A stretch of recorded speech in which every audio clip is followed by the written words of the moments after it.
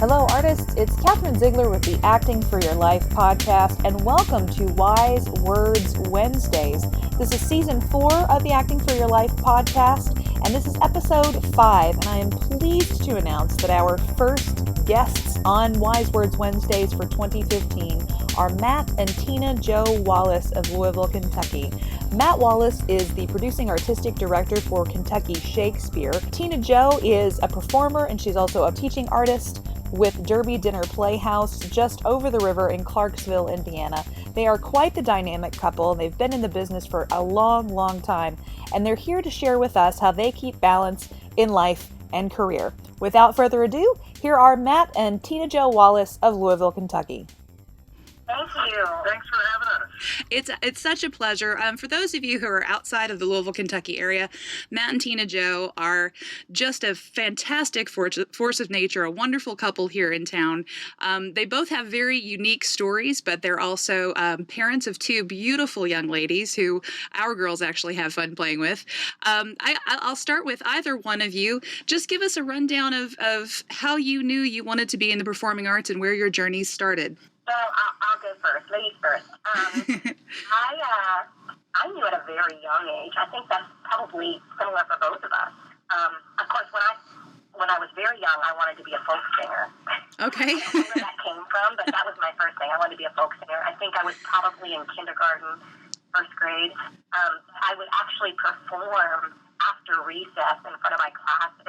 My teachers, I don't know why they'd let me do that, but they would let me come in and sing a song after every recess, and that's where my performing career began. Who were your favorite artists when you were little? Back then, yeah. I remember I used to sing a song by Debbie Boone. I don't know that I knew really artists. I love Billy Joel, and gosh, that far back, I can't even really tell you who I sang, but I did. Every day they would let me. You always used to sing "You Light Up My Life" in front of your class, if I remember correctly. Oh, he remembers. I started that way, but then of course I started doing school shows, and I was in the choir, and I was in the county choir, and the church choir, and I started doing the school plays, but then my mother and father were so supportive that they let me do community theater, and I did that all growing up. Unlike a lot of kids in the Louisville area that get to do professional theater at a young age, I didn't do any professional theater until I was already out of college, but I had my training through the community theater way, and then went to Syracuse University and got my BFA in acting. Mm-hmm. And it was after that I began my professional career, and I've been so lucky to work, as an actor for over 20 years. So it's been great. When, if you can remember, when was sort of the transition for you, if it was in high school or college, when you knew that you wanted to pursue the performing arts actually as a career? At a very young age. Mm-hmm. I think, even when I was young, for some reason, I just thought that's what I was going to do. I don't know that I think I always knew the idea that I wouldn't be rich. Mm-hmm. I don't think I ever had that dream that, okay, I want to be an actor, so now I'm going to go to Hollywood or Broadway and be famous. I didn't have that in my head, but I think I always thought that I would be doing this. Was it the same for you, Matt? The same kind of experience? I always was performing around the house. So I was, I have 4 younger sisters. So I had my built-in cast at all times. I was always doing productions around the house, and, I loved puppet shows. I won the bench a lot in sports. So, a lot of things, I knew I was going to be an actor and in this field, and I never really wanted to do anything else. When did you get the directing bug? When did you know that you wanted to direct and do something other than acting? It's funny. My answer's always been in college. I discovered, but then that's not really true. That's when I entered directing class. But, as I look back at videos of these things I produced around the house. We have many videos. And it's hilarious. So you can see, I'm producing and I'm directing. It is in my garage. But, it's something that I've always loved. So, yeah, it's directing and acting.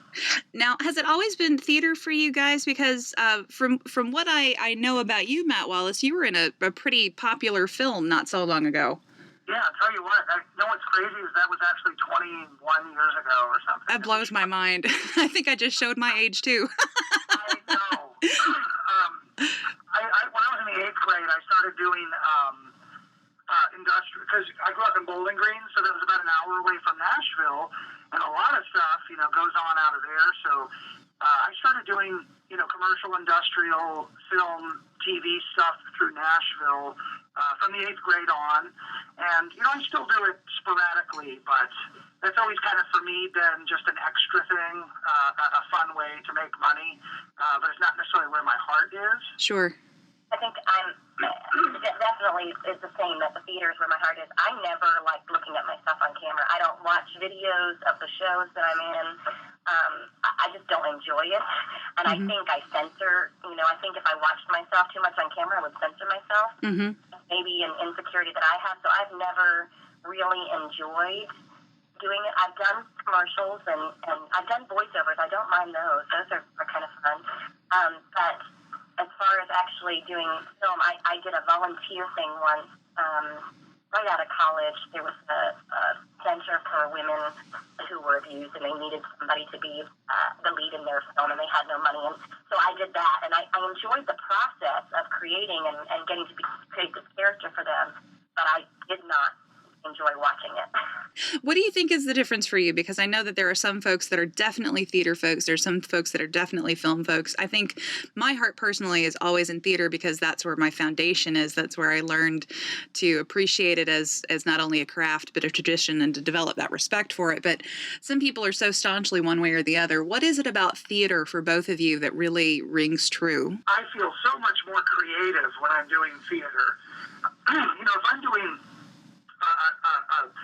a more decent-sized role in film, where and I'm working with a director who's extremely creative and gives you that freedom, I do get that experience some. But for me, there's nothing like the creative process of developing a character, of playing that character, of not worrying about those sort of technical elements that go into film. And the storytelling that you're a part of, and of course, the audience connection, that immediate connection and payoff. Sure. I think for me, it's the audience connection, that final, layer to your character is that sharing it. And I love, some people don't like long runs, but I love that I get to do that, try it every night, that it can be, I'm not changing major things, but every night is different because there's a different audience every night. And I just love the creativity of that it's art every night.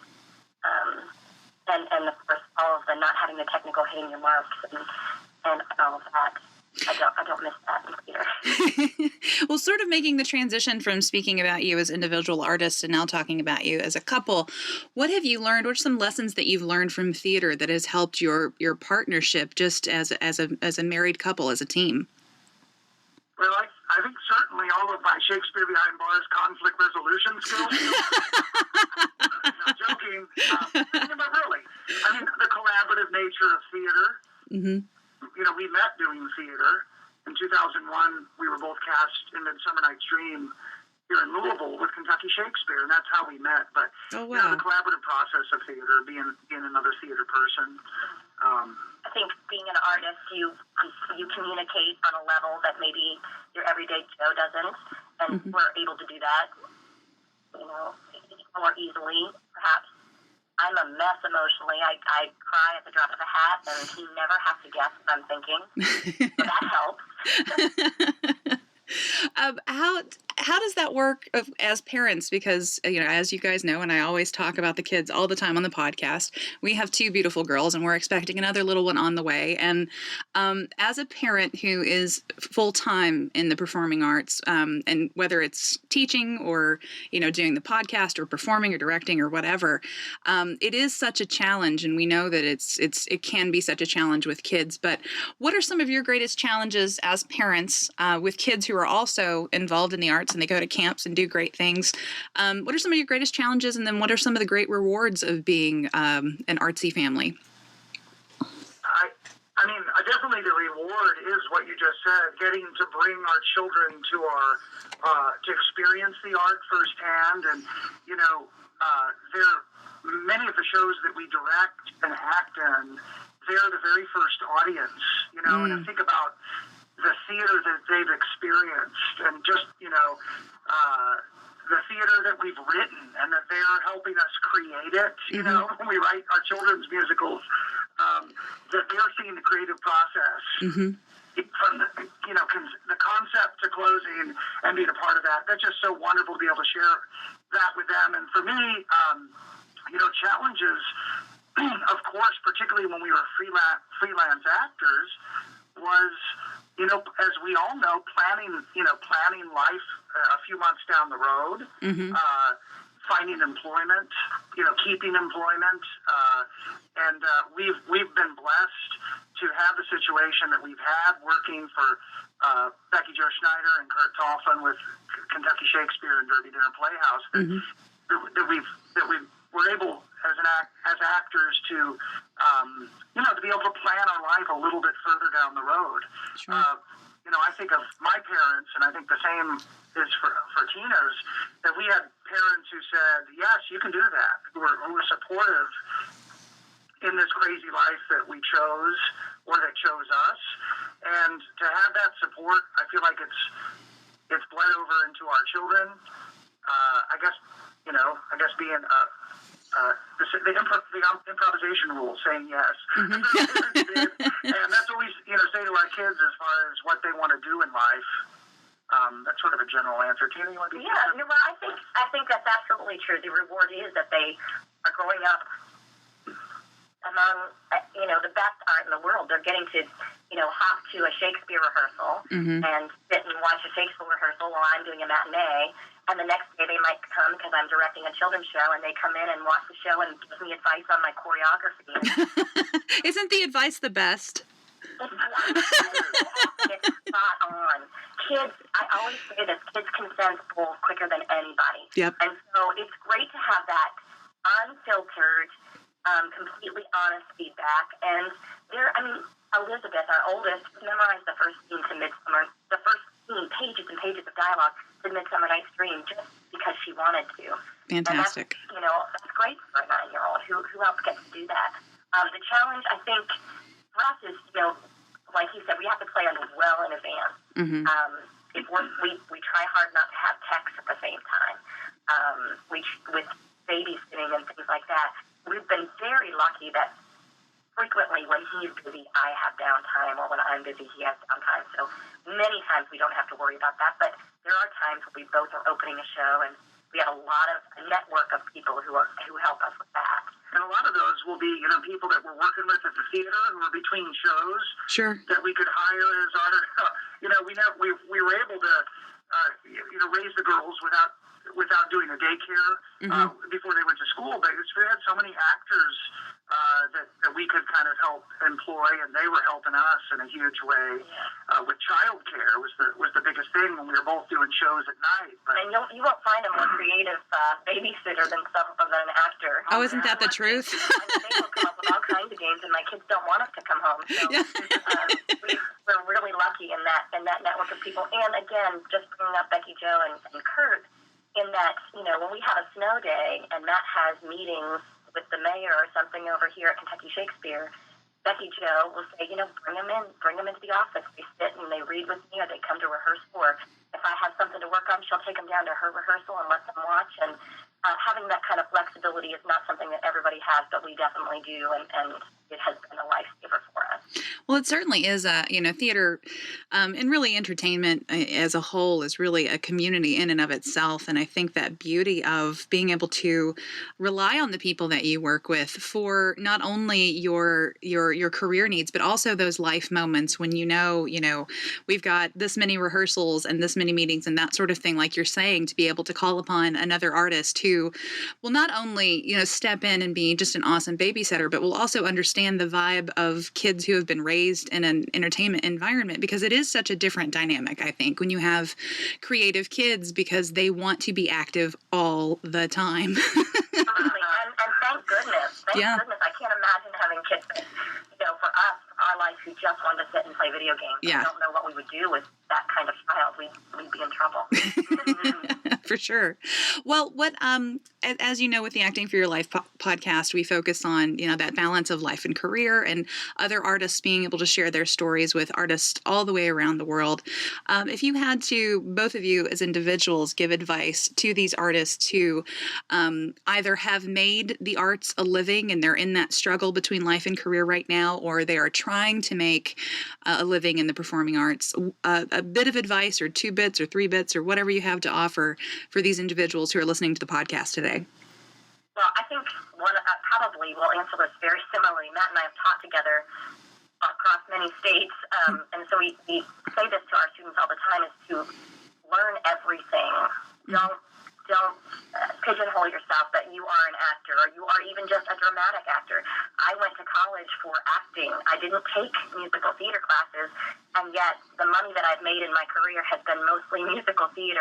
So thank goodness I was able to take some classes and catch up, but don't pigeonhole yourself, because my contract right now, I do 4 shows a year, but now I'm also directing, and I'm teaching. And I've had to, over the years, do stage management and run a light board. And so if you really want to make a living and you're not afraid to work, then learn as much as you can, and don't say, this is what I'm going to do and this is the only thing that will fulfill me, because you might find something else that will fill one of those holes for you financially and also bring you a lot of joy. When I was living in Chicago, I worked with a touring arts organization and eventually became the booking manager. So I was working in the office and performing at night for no pay, but doing great quality work. Those skills, back in 1996 that I got as doing booking with that theater are coming in play now, producing the Shakespeare Festival. And just having that holistic approach, I think, is what I'd recommend is, are you willing, if you're willing to do anything in the theater, that is sometimes the way to get everything eventually. I'll put that on a t-shirt. Workshop that I'll put on a t-shirt. I love it. And I do feel like the key to, the idea that you can always create and do art. And sometimes you do it while you have a job that's not creating and doing art, and that's totally okay. Sometimes, when I got out of college, if I wasn't constantly being paid to act and be in the theater, I felt like I was failing, But there's no shame in having a job to pay the bills and create your art when you can, with the ultimate goal that when you build this experience over the years, that you can do it all. Great. Most the definitely. other thing is, when we have this discussion about young artists all the time, is having an incredible work ethic. Not being that flighty actor who is very creative but doesn't want to get to work. And that's, I don't know if you can teach that, or if it's something you can gain, or if you can take a class Oh on my that. gosh, I can't tell you the number of actors who don't respond to emails. Oh, yeah. I think, I email everybody who auditions for us, whether we're able to use them or not. And I can't even, it's the exception for somebody to email back, if I'm not able to use them, and explaining why and what I liked about their audition, that they'll respond back. And you think about the communication, working on those communication skills in addition to the work ethic. Sure. And we talk about that all the time with our clients and with our listeners, and we do podcasts on that idea of professionalism, how important it is and how important their social media presence is, and when they conduct themselves on the phone and through email and that sort of thing, that it really can make the difference between, having a year full of paid gigs and not having a year full of paid gigs, depending upon, how they react to something like that.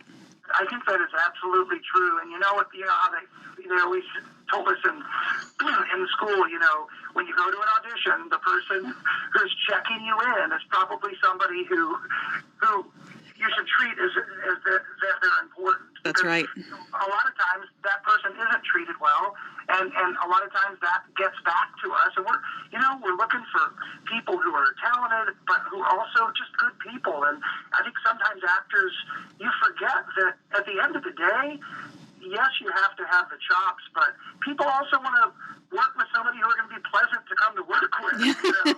Being prepared, making sure that when you do get those chances to perform, that you do as much as you possibly can. You know, you come to rehearsal prepared, you know your material, you've done some background work, and you're not just showing up thinking, oh, I'll just be artistic in the moment. Mm-hmm. So, and then of course, coming prepared, but then being open to complete collaboration and direction. Mm-hmm. And I think something for both of us, whether it's actor, director, or just in life, I think the more you, as you know, the more you put out positivity into the universe, the more it's going to come back to you. So Mm-hmm. just in how you during the whole casting process, and I just find that it works. That leads into the whole social media thing. Yeah. You know, you see, and I'm sure you guys are the same way, you have many, many friends on your social media, and you see those people who are always thinking positive, or who are trying to stretch and grow, and then you see those people who are miserable unless they're the lead, or, you know, and they express that stuff, and, you know, do you want to work with that person? Yeah. You know, that's a question to ask yourself before you put something on social media. Most definitely. You know, Todd has said time and time again that he wishes there was some sort of program that right before you hit post, that it would take a picture of you and say, this is your face. Do you want your face and your name associated with what you're about to put online? Oh, good. Well, can we get in on that money? That's right. It's his $1 million idea right there. Maybe an app for that. That's a great idea.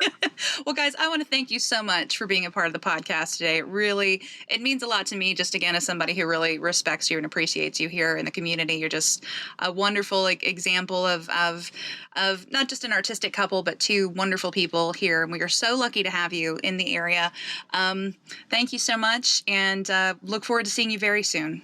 Well, you're so kind. Thank you so much, and keep up the great work and all you're doing to help all of these actors. Thank you so much. Thanks again to Matt and Tina Jo Wallace of Louisville, Kentucky. It was a pleasure speaking with you as always. If you're an artist in the Louisville, Kentucky area, we have a special treat for you. The Acting for Your Life workshop is free for basic members on Saturday, February the 21st, in partnership with Webster University here in Louisville. So if you'd like to register for the workshop, go to our website, acting4yourlife.com. That's acting, 4, the words yourlife.com. Sign up for basic membership and you can attend the Acting for Your Life workshop for free in Louisville, Kentucky on February the 21st. Thank you guys so much for listening. Thanks for celebrating our 10th year of the Acting for Your Life program. Now go out there and break some legs.